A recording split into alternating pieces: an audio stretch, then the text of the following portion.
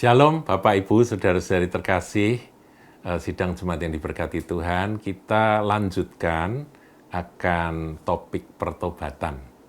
Kalau kemarin kita sampai pada sebuah pertanyaan, apa yang harus kami perbuat? Itu penting sekali, saudara. Kita melihat bagaimana Rasul Paulus, ketika Rasul Paulus sebagai seorang penganiaya jemaat, dia dalam perjalanan menuju ke Damsyik, dia dijumpai oleh Tuhan Yesus. Pada waktu itu dia rebah ke tanah dan mendengar suara yang berkata. Coba kita lihat, saudara, dalam Kisah Rasul-Rasul 22, ini kesaksian dari Saulus atau Paulus. Maka rebahlah aku, ini ayat 7 ya, 22 ayat 7. Maka rebahlah aku ke tanah dan aku mendengar suatu suara yang berkata kepadaku, Saulus, Saulus, mengapa engkau menganiaya aku? Pada waktu itu Saulus betul-betul tergetar hatinya, karena dia memang menganiaya akan orang-orang Kristen kan. Jawabku, siapakah engkau Tuhan? Ini pertanyaan pertama, siapa engkau Tuhan? Dia tahu bahwa itu adalah Adonai, itu adalah Kurios, itu adalah Tuhan.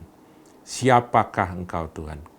Katanya, jadi ini jawab dari Tuhan, akulah Yesus orang Nazaret yang kau aniaya itu.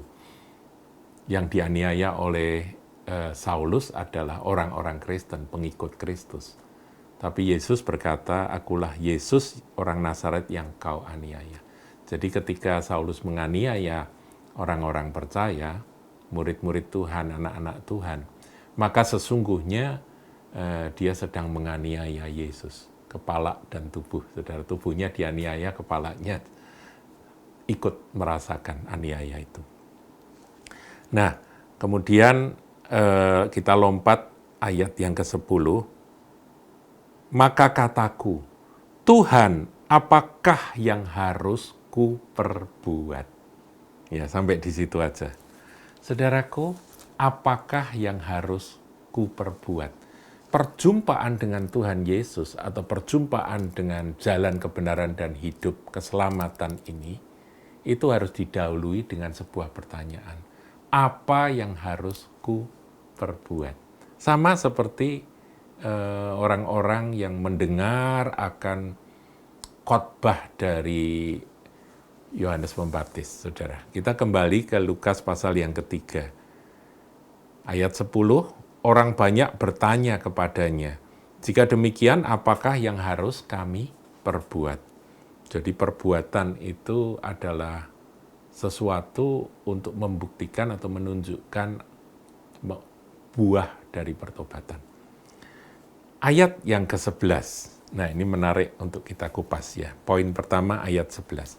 Jawab Yohanes, barang siapa mempunyai 2 helai baju, hendaklah ia membaginya dengan yang tidak punya.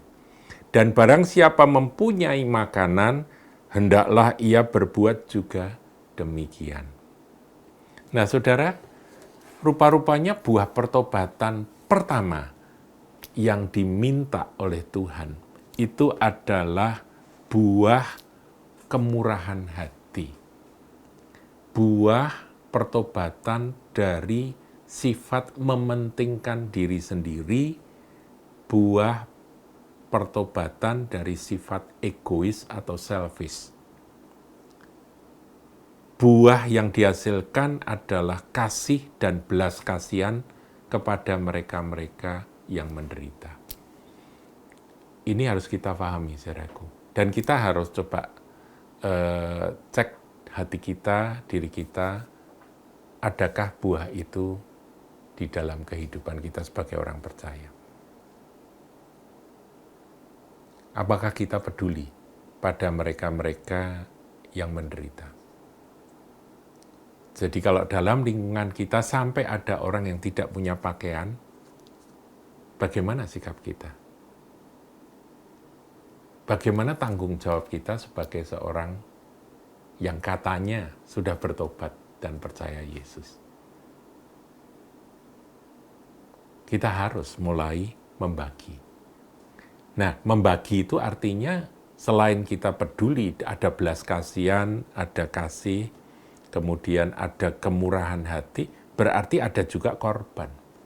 Dari apa yang kita miliki, itu mulai dikorbankan untuk mereka-mereka yang lebih menderita. Jadi saudaraku, peduli pada orang lain plus rela berkorban, tidak egois, tidak selfish, tidak mementingkan diri sendiri, ini secara umum adalah buah pertobatan yang pertama. Nah, saya teringat saudaraku akan satu dosa yang membuat Sodom dan Gomora itu hancur, saudara.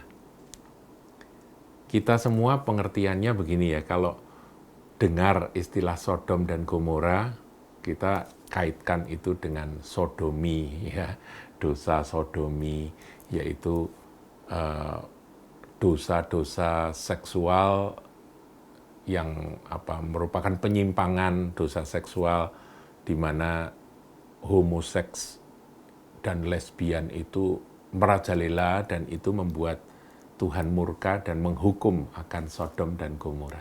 Dan itu memang nggak salah, saudara, memang ada ceritanya pada waktu Lot ada tinggal di sana.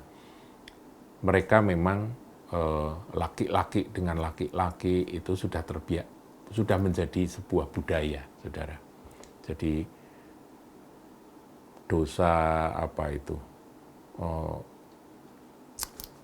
yang sekarang terkenal dengan istilah sodomi dan sebagainya itu ya. Tapi kalau kita lihat firman Tuhan, ada sesuatu yang mengejutkan, saudara. Dalam Yehezkiel 16 ayat 49, coba kita lihat, saudara. Yehezkiel 16 ayat 49, ternyata bukan itu yang dimaksud dengan kesalahan atau dosa Sodom. Coba kita lihat ya. Ayat 49 dari Yehezkiel 16. Lihat, inilah kesalahan Sodom, kakakmu yang termuda itu. Pertama, kecongkaan, makanan yang berlimpah-limpah, dan kesenangan hidup ada padanya dan pada anak-anaknya perempuan. Tetapi ia tidak menolong orang-orang sengsara dan miskin. Mereka menjadi tinggi hati dan melakukan kekejian di hadapanku. Maka aku menjauhkan mereka sesudah aku melihat itu. Jadi di sini kesalahan Sodom, ya, dengan ilham roh Yehezkiel itu mengungkapkan. Di sini malah tidak disinggung, saudaraku, akan dosa homoseksualnya. Memang itu jelas dosa, ya. Di dalam Roma 1 itu dijelaskan dengan panjang lebar oleh Rasul Paulus. Tetapi kesalahan Sodom atau dosa Sodom di sini adalah mereka tidak peduli kepada orang sengsara dan orang miskin, sementara mereka itu melimpah-limpah dengan kesenangan hidup, dengan makanan yang sampai berlebih-lebih, saudara, dan mereka menikmati itu dan tidak peduli kepada mereka-mereka yang menderita. Jadi buah pertobatan yang pertama yang harus kita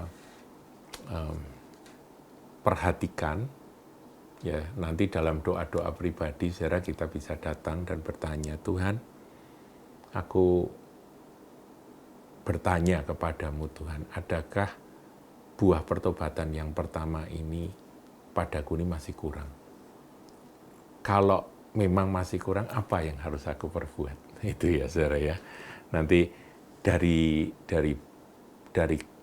keberanian kita untuk bertobat dan kerinduan kita untuk menghasilkan buah-buah yang sesuai dengan pertobatan itu, maka pasti Roh Kudus akan menolong. Saudara akan dipakai oleh Tuhan menjadi penyalur-penyalur berkat bagi orang banyak. Jangan sampai kita jatuh dalam dosa Sodom ini, saudara. Sodom dihancurkan karena mereka tidak peduli pada mereka yang miskin, mereka yang sengsara. Tuhan Yesus memberkati.